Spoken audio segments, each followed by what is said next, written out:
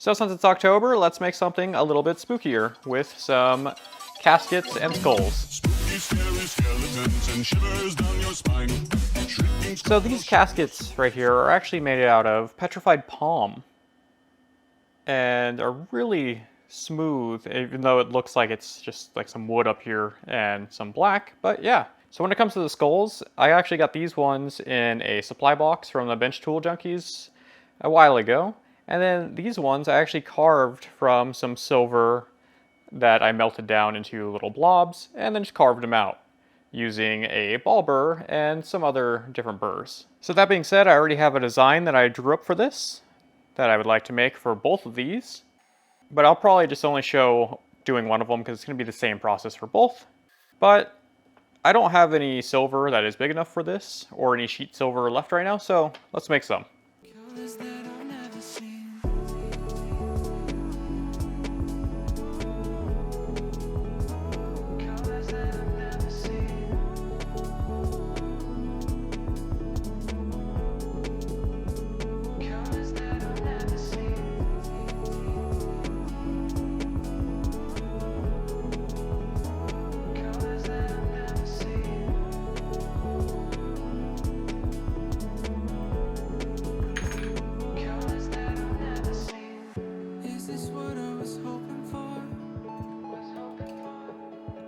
Alright, so this should be good enough for everything I need and more.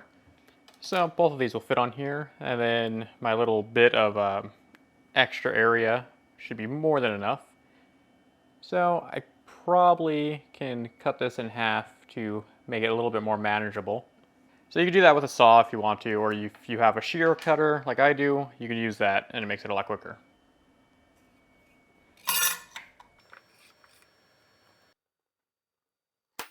There we go. Nice fast cut. Alright, so now I can start just mocking this up for the most part. I don't have all the parts, like the ring up here, or the little ball things that are going to go on the top here, but I'll make those in a second. So there we go. And yeah, I have more than enough room. This one's going to be a little tighter, but I will have enough room to do these and have everything just work out. We have to put all the pieces together onto these sheets, including the bezel, before sawing out this part and adding all the lines into it. But before I do that, I'm going to make these little balls and show you how I'm going to do them. So this is a tube cutter, and you can also use it for cutting wire to a certain length over and over again, and it has measurements on it. So I'm going to make a 10 millimeter, actually a 10 probably too much, I'm going to do a 5 to start. And if it's too little, I'll just mix them together, and it would be the equivalent of 10. And I'm going to take some 16 gauge square wire and put it in here. And now I can saw that off and have pieces that are all the same length. That way when I melt them down, it'll be the same amount of material.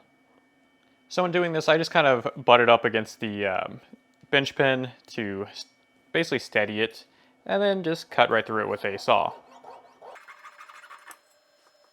And I'm going to cut 2 of these just in case if it's not big enough, and do my testing this way, instead of making a bunch of them, and then them being wrong and having to figure that out.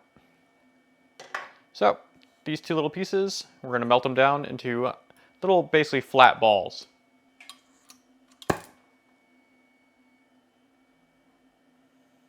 So I'm just going to melt them down on a charcoal block and make sure that they don't combine into one another. Once they curl up like that, I take all the heat off of it, and it is a ball with a flat side. It makes it easier to solder down. So as you can see in the picture, I want a total of 3 of them, but they are a little small still. There'd be a decent gap between them. So I'm going to combine these, and it should be the right amount of metal. That means I need 10 millimeters of 16 gauge square wire to make the right size. Alright, so that's a lot better, the sizing, and all 3 should fit across this, no problem now. So, just gotta make 5 more of those.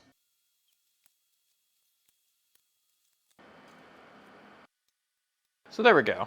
They're much more fitting to my actual design.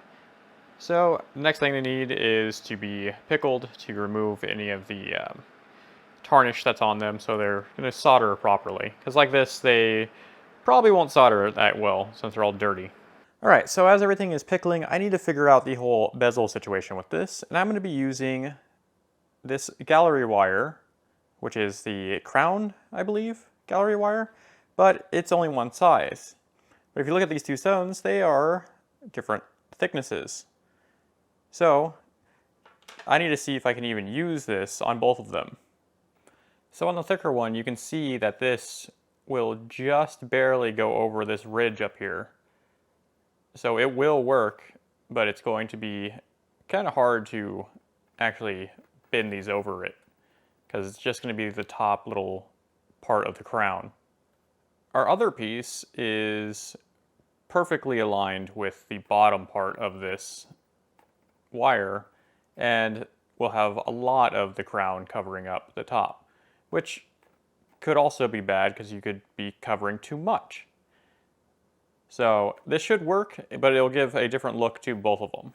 So actually making the bezel for these odd shapes like this is actually pretty easy. So with this wire, I annealed it, and I'm pretty sure it comes annealed, but I did it even more to make sure it's as soft as possible. So all I'm going to do is line it up on the bottom or the top, just whatever area I have more of. You could technically do it on a side too, but I'm just going to do it from the bottom. And I'm going to make a bend in this.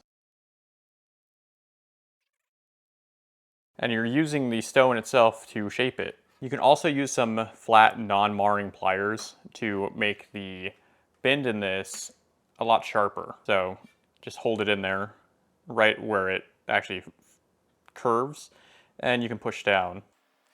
And now we have almost a 90-degree angle.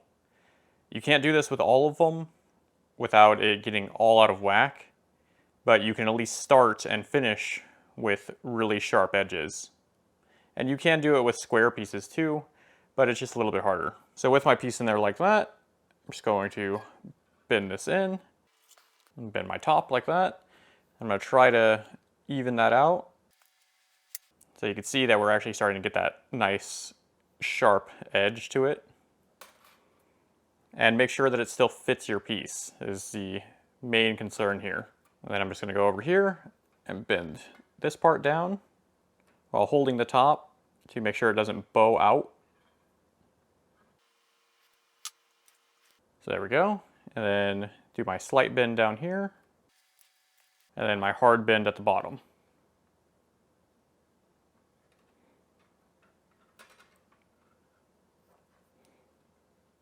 And then for the last little bit right here where we need to cut, I'm just going to push it all together as tight as I can, and then mark with a scribe. So now I just need to cut that little bit off and make sure everything's all straight, and test fit it again and solder it together. So you can use a saw to cut this, you can use snips. I have some scissors. Because this is silver, it's very easy to cut through. And if you don't value your scissor sharpness, it won't matter.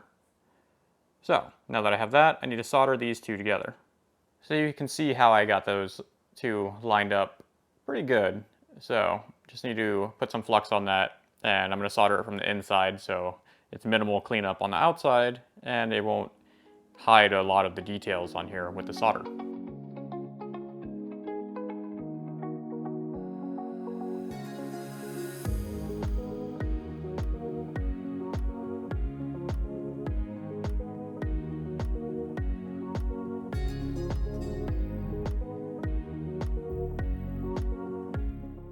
Alright, so there we go.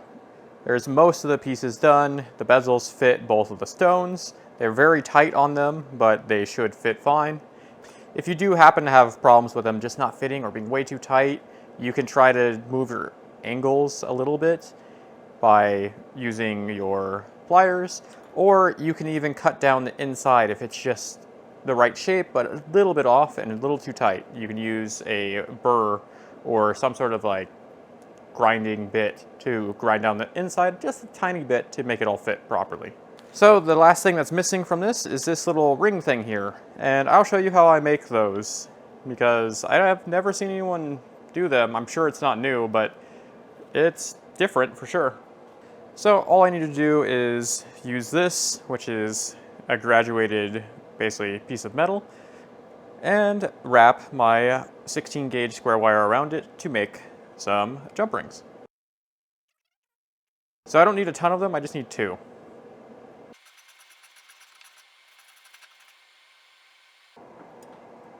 So here we go on these. I just need to close them up and solder them together, and then I can start folding them in the weird shape I make them into. So this is my little bail thing that I make using jump ring.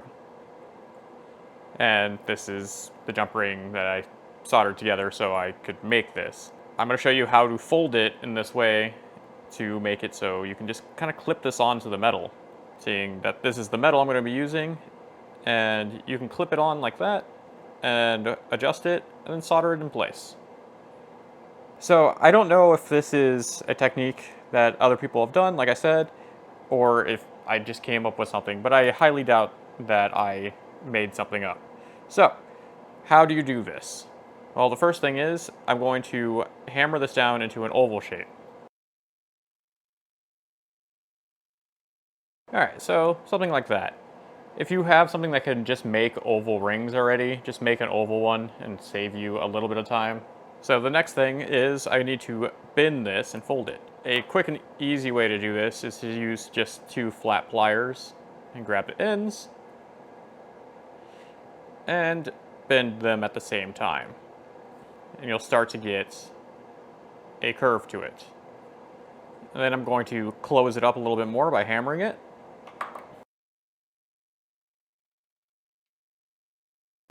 And then fold it again.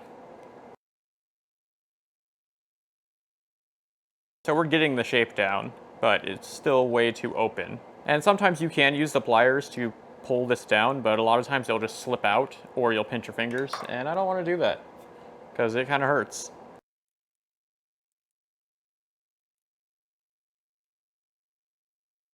So when it gets a lot closer like that, I can try to use these and hopefully they don't slip.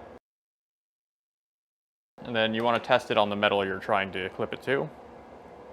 So it needs a little bit more. I'm just going to tap it a little bit more. So here we go. Now it is able to snap on. You can still have some movement in it, and you can flatten it more if you really wanted to, because it's only connecting by one small point. So you can flatten those out. But that's pretty much how you can make this weird type of bail for your work. You can also go on the inside here and run a file through it to make sure it has more surface area for soldering and make it flatter on your piece, which I'll probably do. Alright, so now I just need to put all these pieces together. And to do this, there's going to be 2 soldering steps to it, but this first one we're going to put the majority of the pieces on. I'm going to flux my pieces so they will actually stick to one another with the solder. And for this one I'm actually going to do it on the back as well, just to help cut down on fire scale. So I'm just going to position this where I need it to be, and then I need to make sure everything's going to fit. So that should be perfect, and it will leave me enough room to cut my outside border that I want to put on here, and to put my bail on right up here at the top. I'll basically just leave a little bit of extra material sticking up that I can clip it onto. So we need to solder this now, and to solder all of this together I'm going to be using medium solder, since I've already used hard solder for the bezel work, and you want to go to the next solder down the line, so the hard solder that you soldered your bezel together with doesn't flow at the same time as all the rest of your solder. But before I put any solder on this whatsoever, to make things easier so it doesn't jump around, I'm going to preheat this a bit to basically dry everything off and let the flux bubble up and do whatever it's going to do, and then move my pieces back if they move, and then put all my solder on.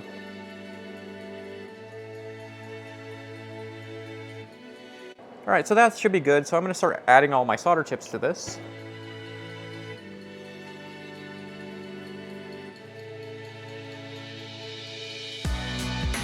So here it is after all of the heating. I'm gonna have to put this in the pickling solution to clean all of this off, and then we can check and see if any of the parts didn't get soldered down, and if they didn't, make sure to redo that and solder them down. And if you don't know what pickling solution is or what I'm referring to with pickle, because I get this question a lot, I have a whole video on it, and I'll have a link in the card above. And as I wait for this to actually pickle, I can talk about the sponsor of this video, which is Skillshare.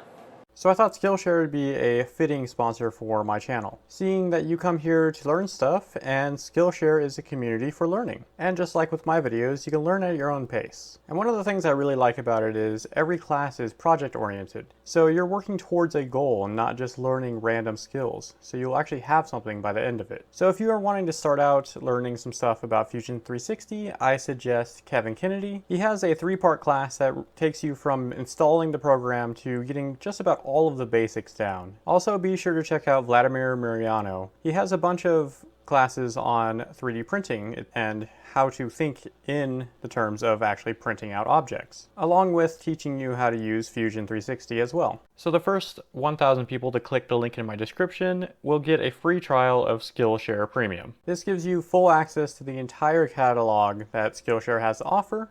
And after that, Skillshare is as low as $10 a month with an annual subscription. So thank you, Skillshare, for sponsoring this video and supporting my channel. All right, now that that's all done, I need to mark out all of the lines I need to cut to leave a border on this and to cut out the centerpiece. So I'll be using some of these to do that. As you can see, I already kind of did it on one side, but I'll do it again on this side.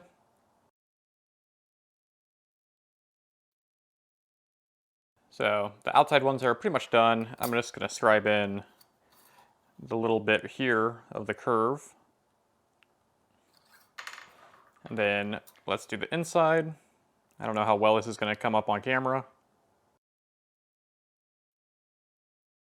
And then up here above the little ball things, I'm just going to leave it all there for now until I figure out what I'm going to do for the clip that I'm putting on there. But now I need to cut this whole thing out. So in order to cut out the center of this, I have to drill a hole so I can fit my blade through it. So I'll do that real quick.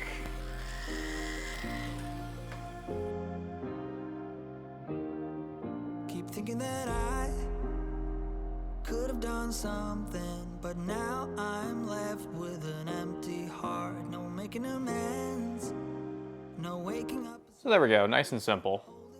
I need to clean up a little bit in here with a file, but other than that, came out pretty straight, so. Like dominoes, my life got really scattered. You couldn't keep the door shut, and now the frostbite's creeping in. 'Cause I've been stone cold since you left me here. So come on, why won't you reappear? Things that I said came out totally. All right, there we go. I just need to clean up some of these edges and make sure that they're the right shapes using the file, and bring them more to a point and kind of curve it. Try to make it as even as possible on either side. All right, so I evened it out a little bit using the files, and obviously on this one I attached the top piece, but I'll show you how to do that. So you'll basically go from this square on top to this. So to do that, you need this piece, and you need to see where it's going to line up. From there, I'm going to get my fingers in the way of the recording and mark it. So you can see I just marked exactly where I could. So that bottom point right there, I need to make a straight line across. So there we go. And then from there, I'm going to take from this point down and make just kind of a straight line that's going to line up over here. So that should be good enough. And then I'm just going to take my saw and cut through and basically over and around that. All right, so there we go. And then just take this and shove it on there.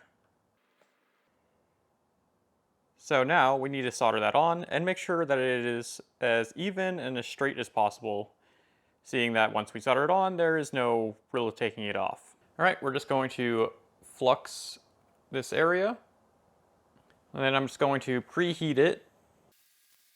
And then I'm going to grab a piece of easy solder and place it in there. And I'm going to put 2 of them just in case.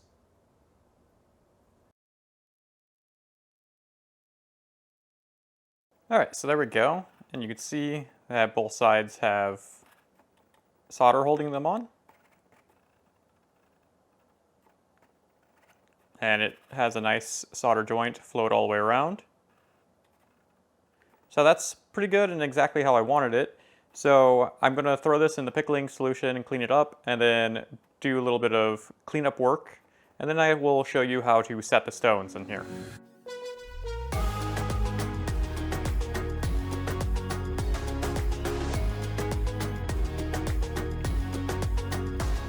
Alright, so here we go. And I almost forgot, I need to put lines all on the side of this. So let's do that. I'm going to be using some diamond burr, like these cheap diamond burrs, to cut lines into the sides. So it's pretty simple. Literally just touch this to the metal and keep it in a straight line.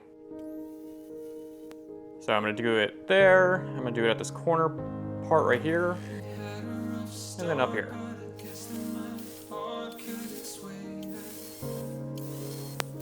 Alright, from there I'm just going to kind of eyeball spacing all the way up and go all the way around.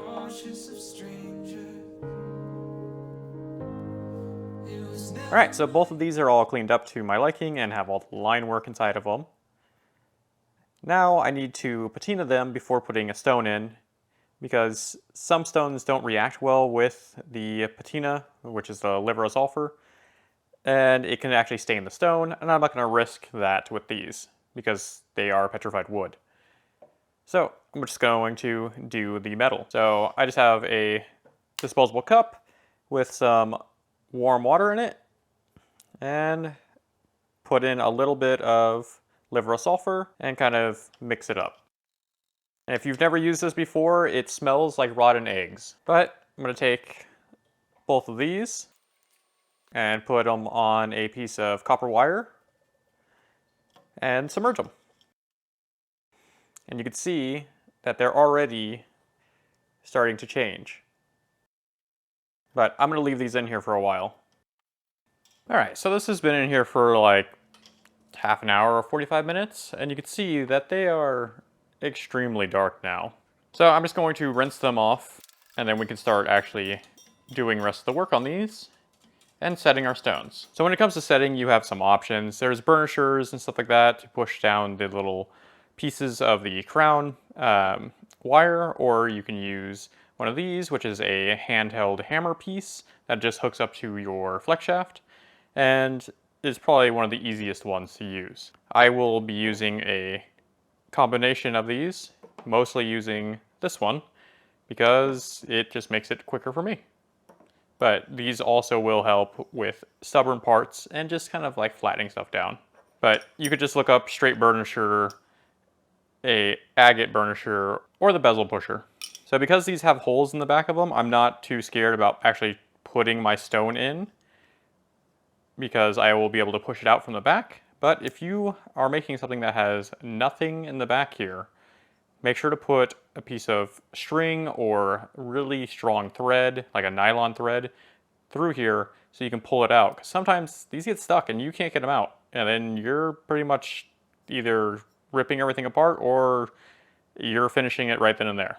This also doesn't come with this end normally. These are changeable. And I have a bunch of them here that don't like to stay inside their little home, because whenever this flips over, they all fall out. But just keep that in mind if you do look into ordering one of these. You'll have to order the anvil tips also if you want a different one. The one it comes with is very usable, and I have a full video on this tool up here if you are interested. Alright, so for the most part, all I need to do is push these things down. So even without pushing the power on this thing, I can just push that in like so, and it will start pushing them down.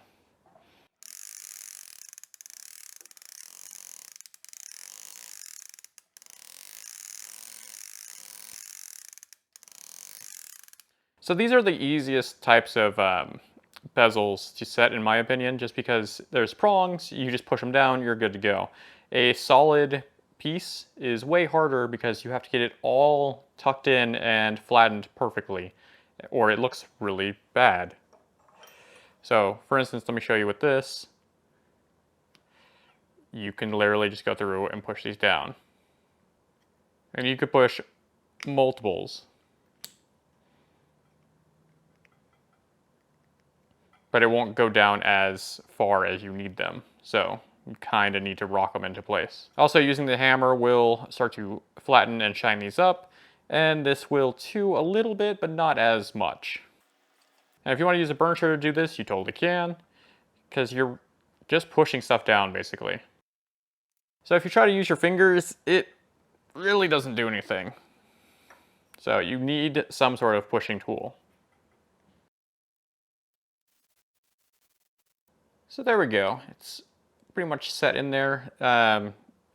Because of how these are shaped and everything, they started to overlap in here, and I just kind of forced them over one another, and they look fine, in my opinion.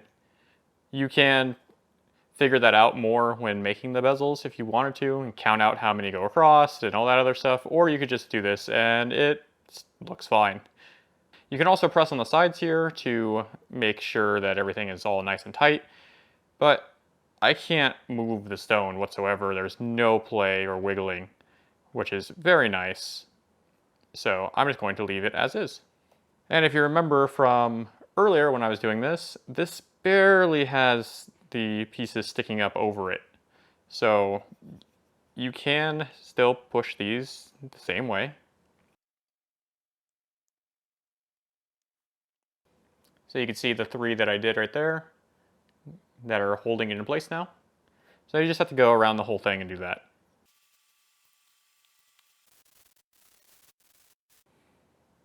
Alright, so I'm just going to polish up some of the high points and leave in a lot of the black just for the aesthetic of it all. And I'm just going to be using a normal polishing wheel and some polishing compound.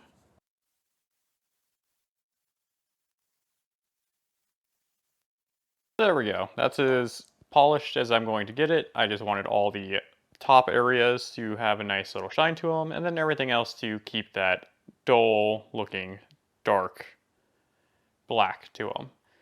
And it's covered in polish now, so I need to clean this off with some hot soapy water. And I'm not going to throw it into the ultrasonic cleaner because I don't know how well my stone will deal with that. But yeah, you could see the difference. Alright, so that is it all polished and cleaned up to my liking of having actual black tarnish in lots of spots.